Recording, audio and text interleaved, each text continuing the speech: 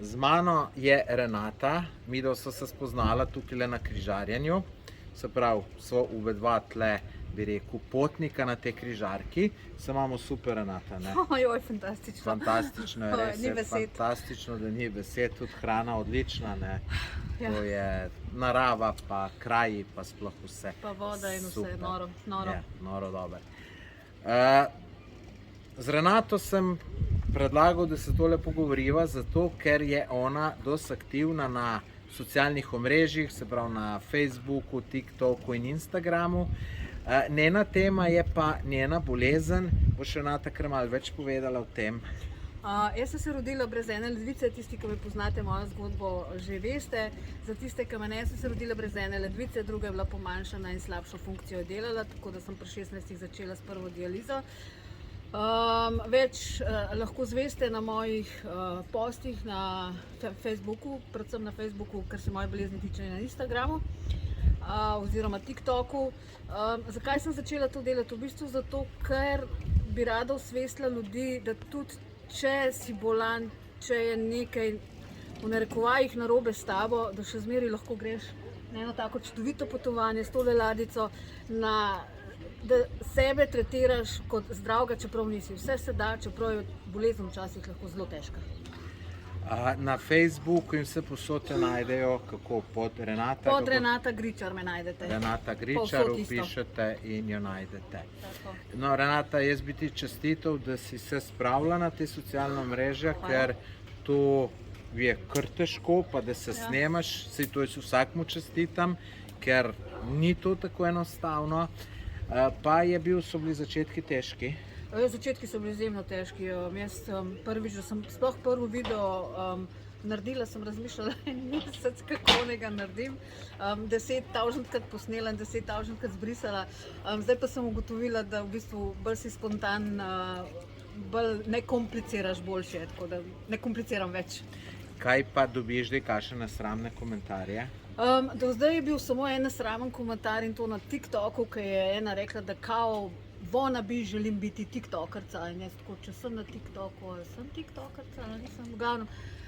Lepo sem se ji zahvalila za komentar in to je bilo to. Pravijo, da če nimaš nekaj negativnih komentarjev, da pol nekaj narobe delaš.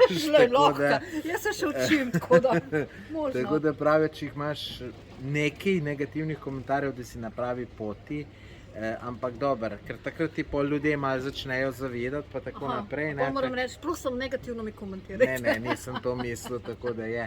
Ampak tudi to je neka taka stvar, ki se kar težko soočiti, ne.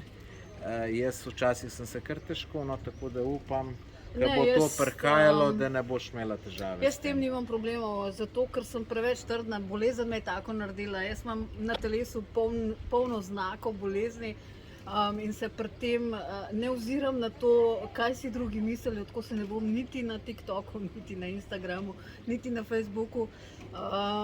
Dobiš trdo kožo, čez življenje, čez bolezen, tako da to, da so negativni komentarji na socialnih omrežjih, me ne zanima.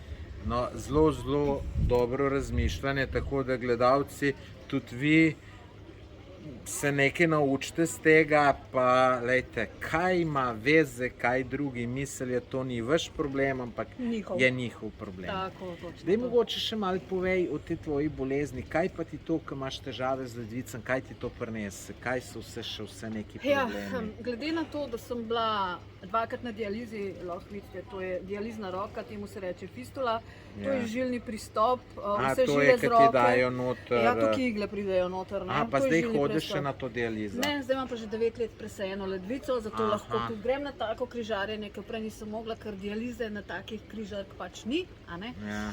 Zdaj si lahko to privoščim, imam pa zelo močna zdravila, posledično imam tudi oba umetna kolka, zaradi zdravil imam tudi tole, razne strije, tako kot nosečnice, pač to so stranski učinki zdravil, ampak brez tega ledvica ne bi preživela, tako da rajš to, kakor pa dializa. V glavnem se ne daš.